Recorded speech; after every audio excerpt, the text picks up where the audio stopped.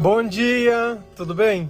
A mensagem que Deus colocou para mim hoje, ela diz assim: quando o homem fecha uma porta, Deus abre outra que ninguém pode fechar.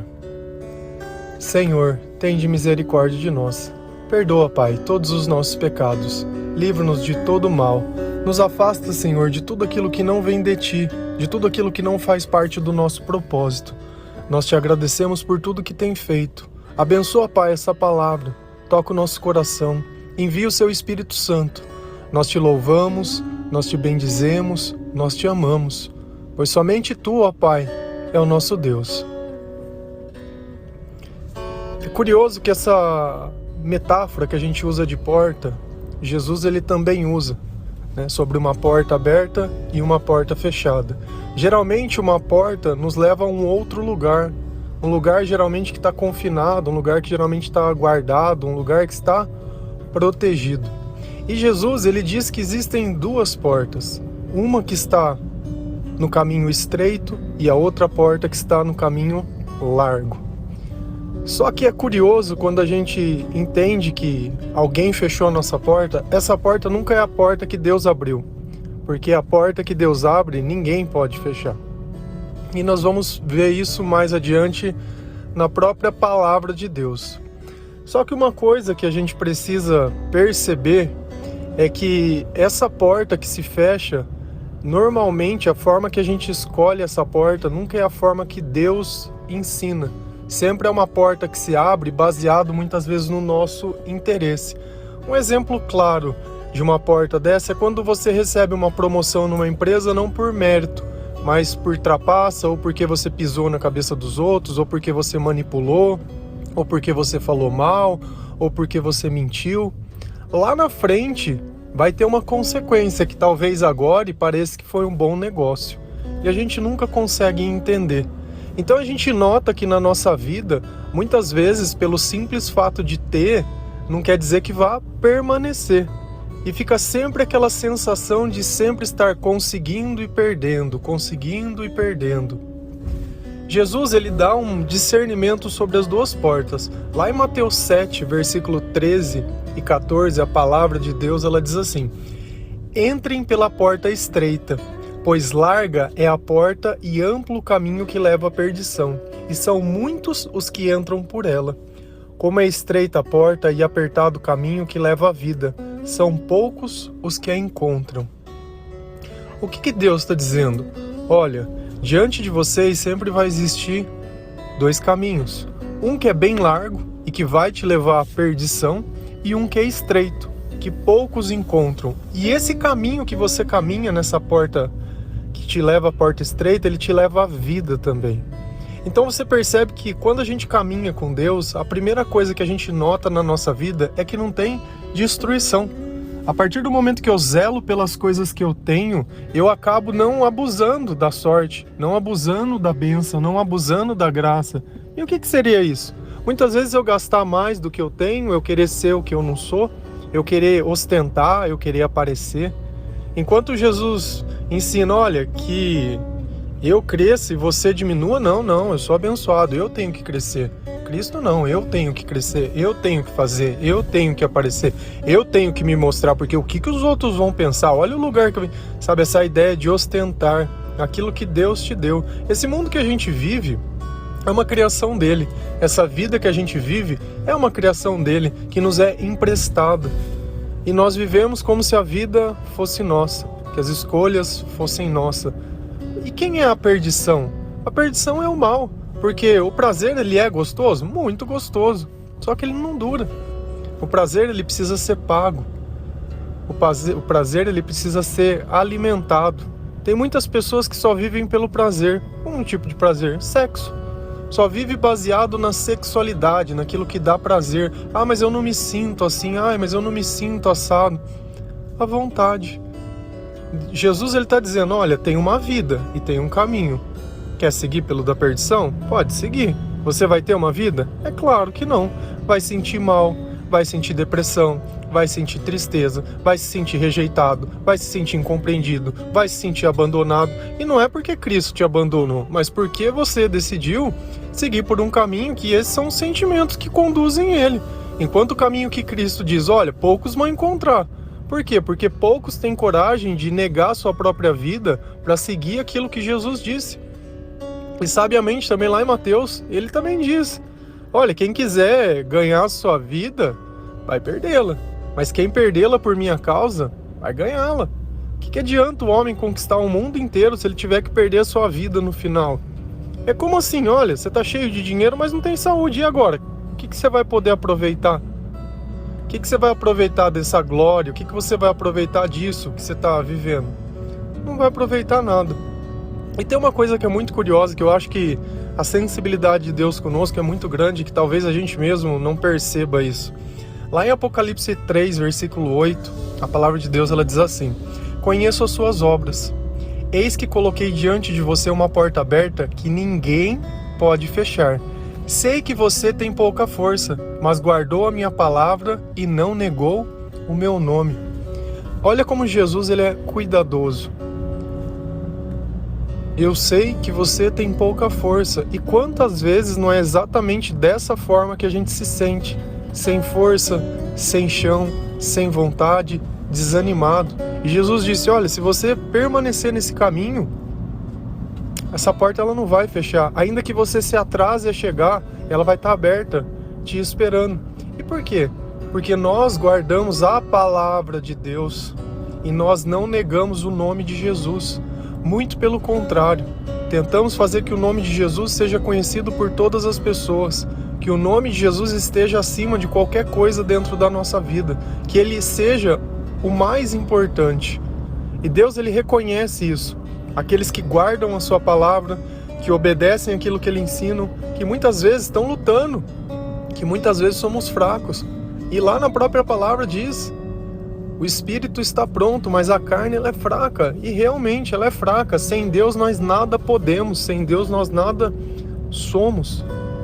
E tem uma coisa curiosa, eu estou em Números agora lendo, e quando a gente pensa numa guerra, a gente sempre pensa em levar as melhores armas, né? Os maiores exércitos. E tem um fato curioso. Quando o povo de Israel ele começa a guerrear para conquistar a terra prometida, a tribo de Levi ficou com uma atribuição de levar a tenda sagrada junto para o combate. Então, qual das nações que você conhece que fosse combater, que levaria a tenda do Senhor, a arca do Senhor e tudo mais junto ao campo de batalha? Percebe que quem entregou a vitória sempre a eles foi Deus, nunca foi a força deles. E quantas vezes a gente não quer entrar diante de uma batalha e só pega as armas? Ah, eu preciso passar numa prova, é só o estudo. Nunca Deus. Ah, eu preciso que o meu relacionamento dê certo, é o psicólogo, é a terapia de casais. Nunca é Deus. Eu preciso que eu melhore em alguma coisa, que o Senhor me ajude. Dificilmente. A gente recorre a Deus quando já não tem mais arma nenhuma, quando você está lá caído, quase morrendo e ferido. Por quê? Porque entrou numa batalha sem a bênção de Deus. Não existe nada mais gostoso de você fazer o que tiver que ser feito da forma que tiver feito. O que às vezes a gente não percebe é que Jesus ele tinha um propósito, como cada um nessa vida tem um propósito. E a partir do instante que Pedro quis dizer que o propósito de Jesus não deveria ser cumprido, porque ele achava que era melhor para Jesus não ser crucificado, Jesus olha para ele e diz, olha, arreda de Satanás, sai daqui. Esse pensamento que você tem, que você acha que você está me protegendo, não vem de Deus, vem de você, é humano.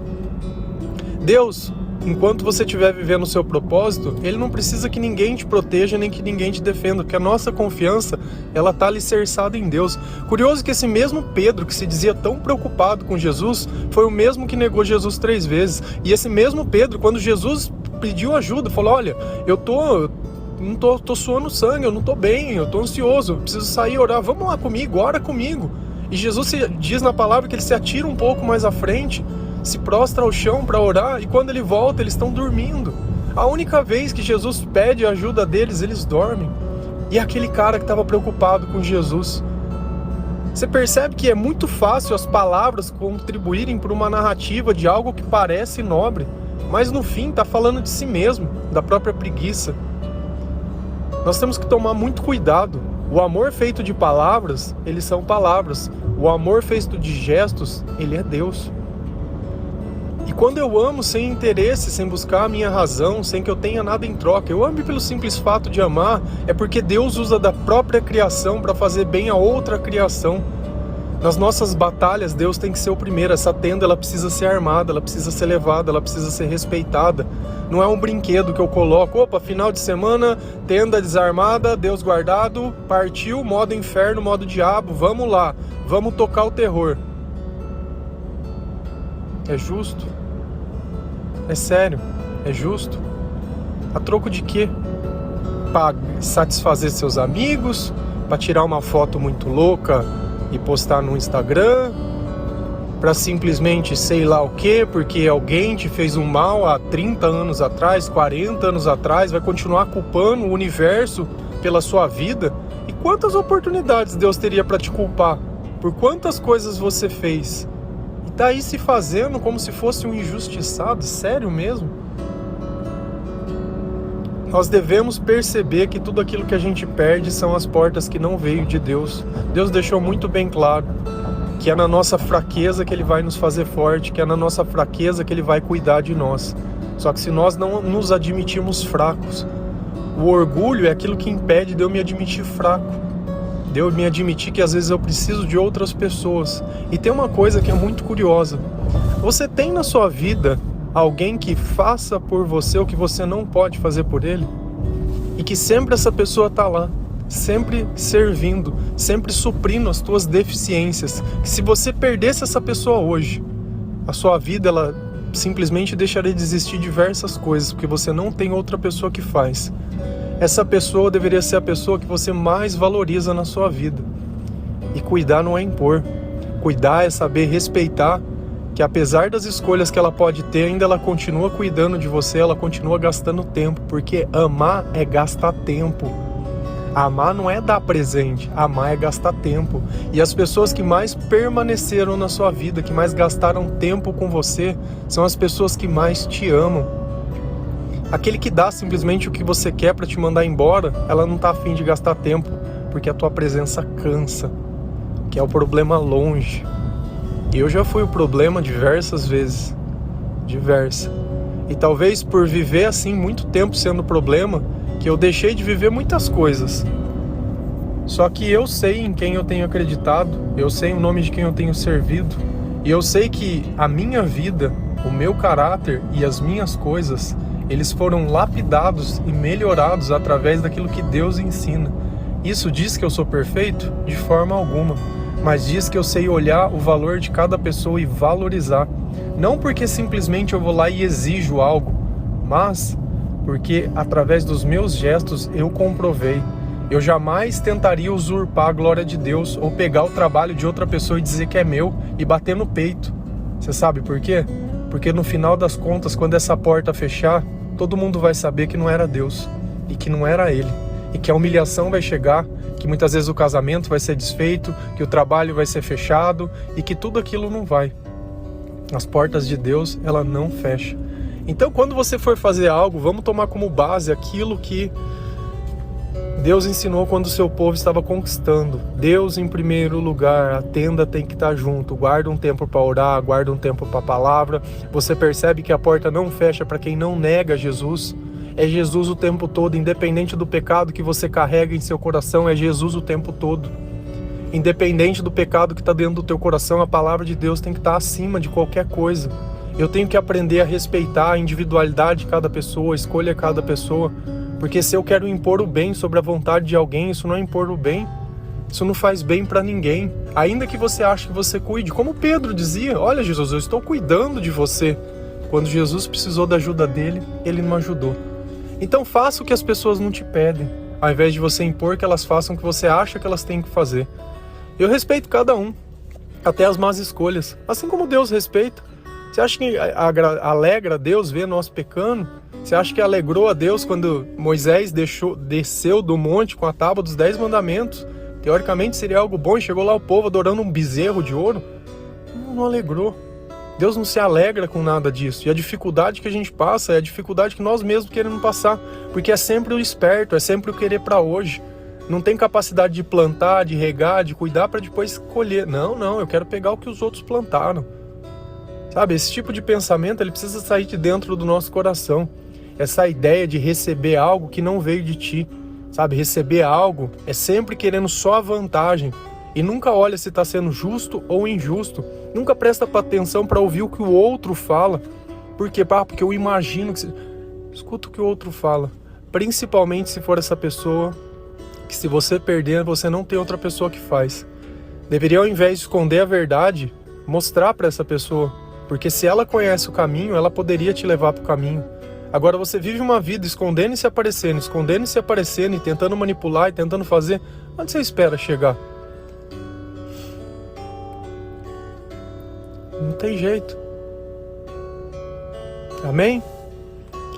Que realmente nós possamos seguir nesse caminho estreito, que nós possamos alcançar essa vida verdadeira, que nós possamos encontrar esse caminho que Jesus diz, que nós possamos guardar a palavra de Deus, que nós possamos não negar o nome do Senhor, que Ele esteja em primeiro lugar da nossa vida, que nós consigamos continuar acreditando independente do que aconteça, que Deus continue nos dando sabedoria, força,